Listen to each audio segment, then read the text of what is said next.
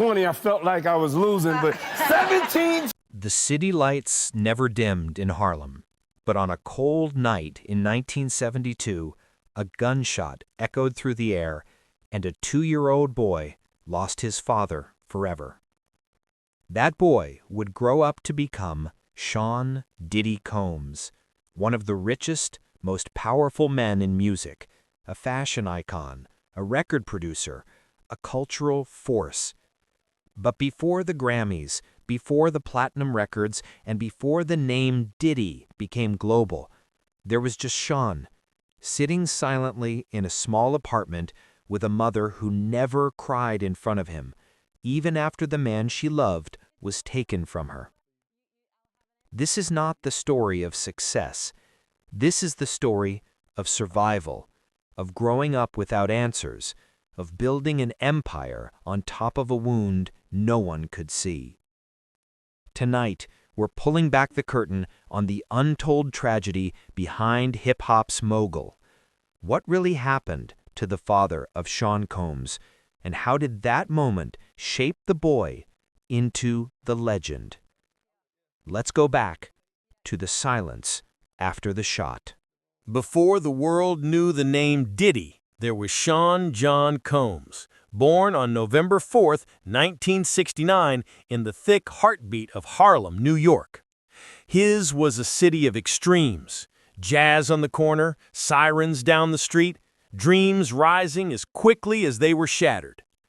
But at home, things were quieter. After the death of his father, his mother Janice made a choice. To protect her son from Harlem's shadows, she moved them to Mount Vernon, a small suburb north of the city. It was a fresh start, but the echoes of that early loss followed them like a ghost. Sean was different. He walked fast, talked faster, and dreamed even faster than that. At a Catholic boys' school, he earned the nickname Puff, because whenever he got angry, he would huff and puff like a storm coming in. But that storm wasn't about rage. It was hunger. He wanted more. He briefly attended Howard University in Washington, D.C., where he majored in business, but his real education happened back in New York, in the studios and offices of Uptown Records. Starting as an intern, Sean didn't just fetch coffee, he rearranged the room. He had a sixth sense for talent, style, and sound. Soon, he was producing records that didn't just play, they exploded.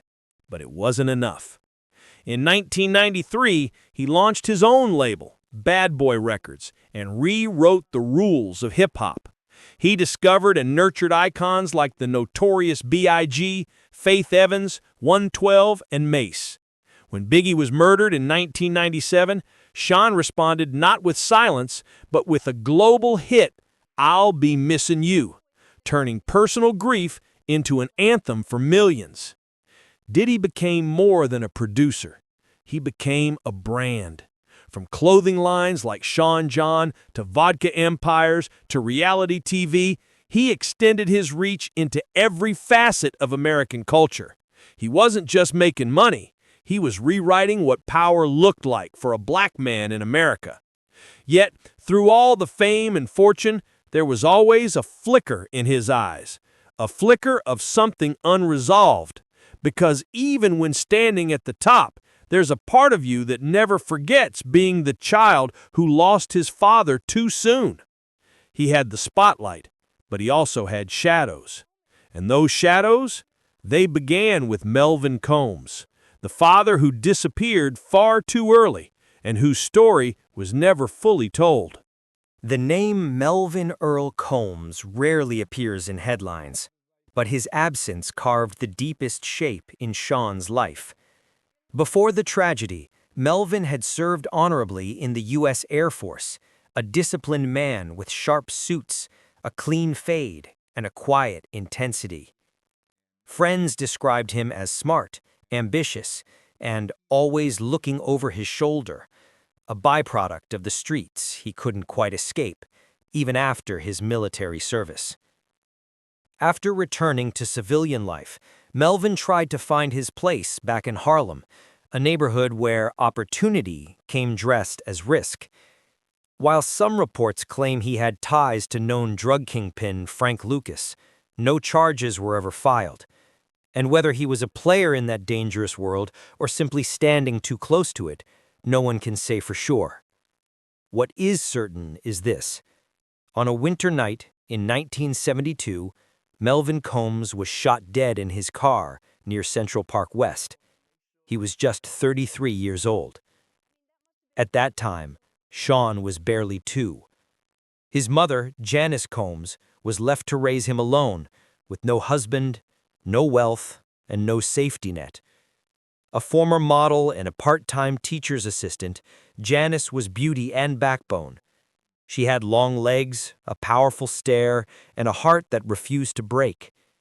Friends say she never let Sean see her cry about Melvin's death. Instead, she worked overtime shifts, ironed his shirts with precision, and reminded him every morning before school, "You are not less than anyone." In a 2006 interview, Diddy would later reflect, "My mom was my superhero. No excuses, no pity. She gave me pride." She would walk him to school through snowy streets, pack him hot lunches in thermoses. On Sundays, she'd let him sit on the couch and comb through old photo albums, the only place he could still see his father's face. Sean once asked her, "Why don't we have a man around like the other kids?" She didn't answer. She just kissed his forehead and whispered, "You'll be stronger because of it." There was no therapy, no luxury grief. Janice built walls of steel around their little home in Mount Vernon, creating a bubble of safety within a world that didn't feel safe. She taught Sean how to tie a tie, balance a checkbook, and walk with his chin up, because in her eyes, there was no room for weakness. And yet, and even in her strength, there were moments, quiet ones. Sometimes Sean would wake up in the middle of the night and see the light under her bedroom door. He'd tiptoe in and find her staring at nothing, a photo of Melvin beside her, candle burning low. She never spoke about the details of his death, not until Sean was much older, but the silence itself was a lesson. Some pain is too sacred for words. That pain would later become a fuel source. Sean often said he didn't just want to succeed, he had to, because failure would mean that Melvin's death was meaningless and that Janice's sacrifice was wasted. His hunger was never about the charts or the cash. It was about redemption. For a boy who never knew his father, success was the only way to say, "I'm still here. You didn't die for nothing." In many ways, Melvin Combs became the ghost that guided Sean, and Janice, she became the armor. This duality of grief and grit shaped everything that would come next. But to understand how deep that wound ran, we have to go back. To the night it all changed. To the shot that echoed through Harlem and changed a child's world forever. It was a cold evening in January 1972 when the life of Melvin Combs came to a sudden, brutal end. The sun had long set over New York City, casting a metallic glow on the streets near Central Park West. The neighborhood was quiet, the kind of quiet that always feels unnatural in a city that never sleeps. But that night, the silence was broken by a single sharp sound, a gunshot that pierced not just the air, but the life of a family forever. Melvin was found slumped in the driver's seat of his car, shot dead at just 33 years old. The official reports were brief. The papers noted that he was connected to known associates involved in the drug trade, but that Melvin himself was never officially charged with any crime. Rumors swirled that he was in the wrong place at the wrong time, or that he knew too much and said too little. At home in Harlem, Janice Combs waited for a knock that came just past midnight. 2 police officers. No explanation. Just the words no young mother should ever hear. "There's been a shooting." She didn't scream. She didn't fall to the floor. She just looked down at the tiny boy asleep in the next room, her son Sean, and whispered, "Not now. he can't wake up to this.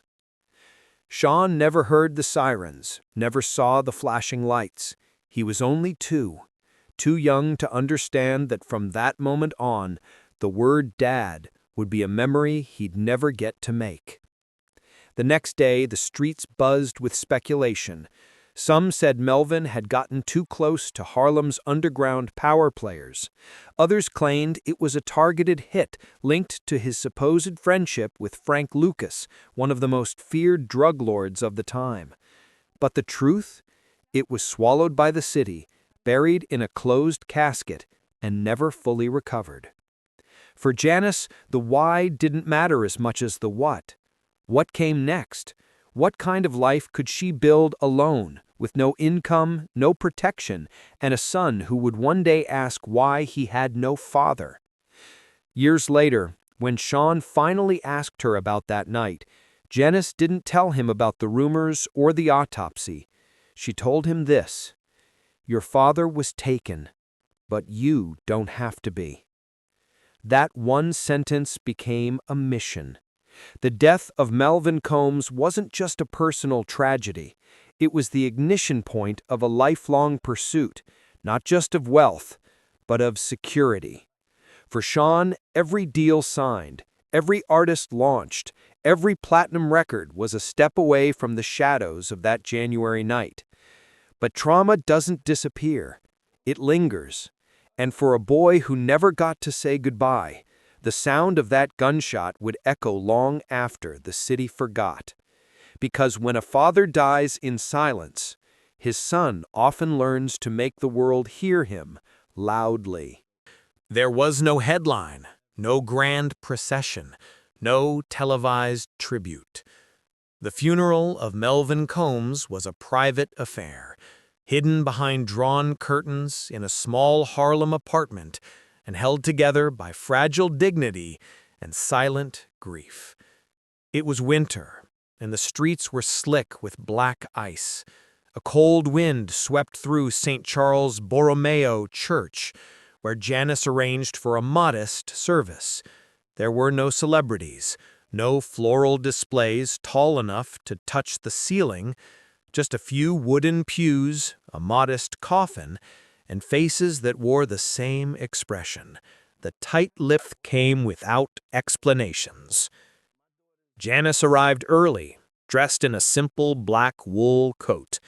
Her heels clicked on the church steps, each sound sharper than the last. In her arms, she carried Sean, bundled in a gray jacket far too big for his tiny frame. His eyes were wide, confused, trying to make sense of the whispers and the tears. But what could a 2-year-old understand of caskets and goodbyes? Inside, the room was dimly lit by flickering votive candles. The scent of frankincense hung in the air, clinging to the silence like smoke that refused to clear. Melvin lay in a dark mahogany coffin, his face still, his body dressed in the uniform from his Air Force days, the only photo-worthy moment in a life that would otherwise vanish into unspoken stories. Janice didn't cry during the service. She sat rigid, holding Sean close, her hands trembling only when the priest began to read Psalm 23. As the words, "Though I walk through the valley of the shadow of death," echoed through the chapel, her jaw clenched tighter. To cry would be to break, and she couldn't break, not in front of her son. After the final hymn, mourners stepped forward in silence to offer their respects. A few men from the neighborhood nodded at Janice. One left behind an envelope, no return address, just the smell of old smoke and the feel of cold cash. She didn't open it until days later. Harlem had its own ways of saying goodbye. When it was her turn, Janice walked slowly to the casket. Sean reached out a tiny hand and touched the wood. "Taddy?" he asked softly. She kneeled beside him, placed his hand flat on the coffin, and whispered, "Say goodbye, baby." That was the moment. Not for the cameras, not for a crowd too young to grasp it, and a woman too strong to collapse. The burial followed the next morning at Ferncliff Cemetery. Snowflakes drifted quietly like feathers from heaven. There was no music, only the hollow sound of earth meeting wood. Afterward, Janice didn't speak about the funeral, not to friends, not to family. The memory stayed locked away like a photo she couldn't bear to frame. But Sean, even as he grew into power and fame, that day never left him. It was his first memory of loss, the first time he saw silence fall heavier than noise, the first lesson in finality. And perhaps that's why in every venture, every performance, every room he's ever entered, Diddy walks like a man who knows what it means to lose everything and still show up. The death of Melvin Combs didn't just leave a void, it left a mission. For Sean, the absence of a father became a permanent ache, a hunger that couldn't be filled with fame or fortune. While other kids grew up with guidance, Sean grew up with questions. But instead of letting the pain paralyze him, he turned it into fuel. From a young age, he understood that no one was coming to save him. That truth hardened into resolve. He ran faster, worked longer, dreamed louder. At Howard University, he didn't just study business, he devoured it. When others partied, he strategized. When others slept, he plotted his takeover of the music world. Losing a father had taught him something invaluable. You only get one shot, and no promises come with it. But grief isn't a straight line. There were nights when it pressed in like smoke. Quiet moments where even the most powerful man in hip-hop became the boy in Mount Vernon, staring at a wall where no photo of his father hung. In interviews, he rarely talked about Melvin, not because he forgot, but because the pain was too foundational. To remove it would be to unravel the very thread of who he had become. Instead, Sean paid tribute in his own way. He built empires so his children would never feel the uncertainty he once lived with. He overachieved, not out of ego, but out of a need to protect. The bodyguards, the lavish estates, the business control, all of it came from a single childhood truth. If I don't protect us, no one will. In 1997, after the murder of his close friend, the notorious B.I.G., Sean released I'll Be Missing You, a track wrapped in mourning, dedicated to Biggie, but layered with older grief. Fans didn't know it, but part of that song was also for Melvin, for the goodbye he never got to say. And in every major milestone, from Grammy wins to business triumphs, Sean always made one quiet gesture. A glance toward the sky, a whispered word, a prayer only he could hear. He once said, "My father's death made me fearless, because when you've already lost everything, there's nothing else to be afraid of." And so he rose, not just as Diddy, but as a monument to a man he barely knew, and a legacy he refused to let die. Sometimes, the most powerful men are built from the deepest wounds. Sean Diddy Combs became a mogul, not by chance, but by necessity. Every move he made, every artist he launched, every empire he built, it was all rooted in the silence left behind by a father taken too soon. Melvin Combs never saw his son rise, never heard the music, never witnessed the legacy, but his absence shaped it all. Janice Combs raised a king without a crown, a soldier without armor, and somehow he made it through. Diddy never needed the world's sympathy. What he needed was to prove that the boy who lost everything could still become everything.